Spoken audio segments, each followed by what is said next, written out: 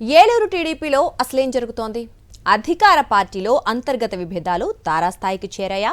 ఎమ్మెల్యేపై అవినీతి ఆరోపణలతో కూడిన 21 పేజీల లేఖ ఒక్కసారిగా రాజకీయ దుమారం రేపింది. ఆ లేఖ ఎవరు తయారు చేశారు, ఎవరు వైరల్ చేశారు అనే కోణంలో పోలీసులు సొంత పార్టీ కార్పొరేటర్లనే విచారించడం ఇప్పుడు మరింత చర్చకు దారితీసింది. ఏలూరు టీడీపీలో అంతర్గత విభేదాలు రోజురోజుకు ముదురుతున్నాయి. ఇటీవల ఎమ్మెల్యే బడేటి చంటి పార్టీ నేత కంప్యూటర్ ప్రసాద్ అవినీతిపై 21 పేజీల లేఖ సోషల్ మీడియాలో వైరల్ కావడం సంచలనంగా మారింది. లేఖలో గత 2 ఏళ్లలో జరిగిన అవినీతి అక్రమాలపై విపులంగా వివరాలున్నాయి. ఈ లేఖను ఎవరు తయారు చేశారు, ఎవరు సోషల్ మీడియాలో వైరల్ చేశారు అన్న దానిపై పోలీసులు విచారణ ప్రారంభించడంతో వ్యవహారం మరింత ఆసక్తికరంగా మారింది. ముఖ్యంగా టీడీపీ కార్పొరేటర్లనే స్టేషన్కు పిలిచి ప్రశ్నించడం పార్టీ వర్గాల్లో తీవ్ర చర్చకు దారితీసింది. ఏలూరు ఎమ్మెల్యే బడేటి చంటి పార్టీ నేత కంప్యూటర్ ప్రసాద్ బారి నుంచి ప్రజలను కాపాడండి అంటూ తెలుగుదేశం కార్యకర్తలు పార్టీ అధిష్టానానికి వినతి పత్రంగా రూపొందించినట్టుగా ప్రచారంలోకి వచ్చిన ఈ 21 పేజీల లేఖ ఇప్పుడు రాజకీయ ప్రకంపనలు సృష్టిస్తోంది. నెలన్నర క్రితమే ఈ లేఖ వెలుగులోకి వచ్చినప్పటికీ అప్పట్లో పెద్దగా చర్చకు రాలేదు. అయితే ఇటీవల కార్పొరేటర్లను విచారణకు పిలవడంతో మళ్లీ ఈ లేఖ వైరల్గా మారింది.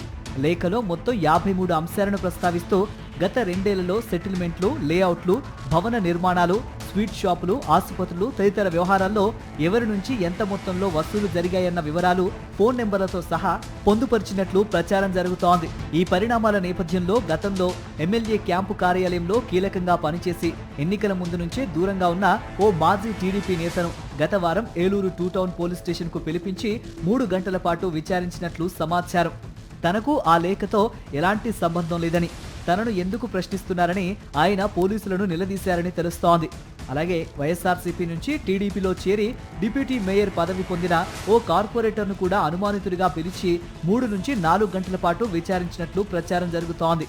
దీంతో లేఖ వ్యవహారం పార్టీ అంతర్గత విభేదాలకు అద్దం పడుతోందనే వ్యాఖ్యలు వినిపిస్తున్నాయి. ఇటీవల 36వ డివిజన్ మహిళా కార్పొరేటర్ భీమవరపు హేమసుందరిని కూడా పోలీసులు విచారణకు పిలిచారు. 21 పేజీల డాక్యుమెంట్ను మీరు షేర్ చేశారా అంటూ ప్రశ్నించారని, మరో కార్పొరేటర్ నాయుడు సోము ఫిర్యాదు ఆధారంగా విచారణ జరిగిందని సమాచారం.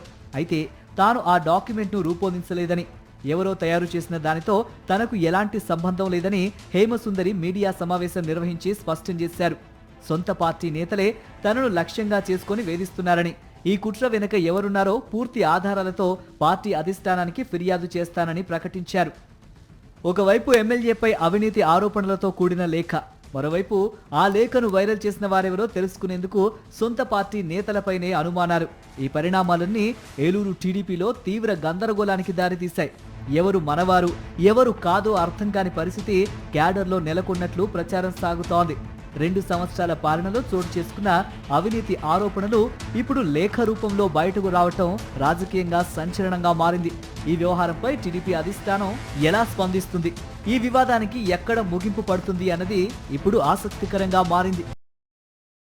మరిన్ని అప్డేట్స్ కోసం ఛానల్ ను సబ్స్క్రైబ్ చేయండి. నోటిఫికేషన్స్ కోసం బెల్ ఐకాన్ పై క్లిక్ చేయండి.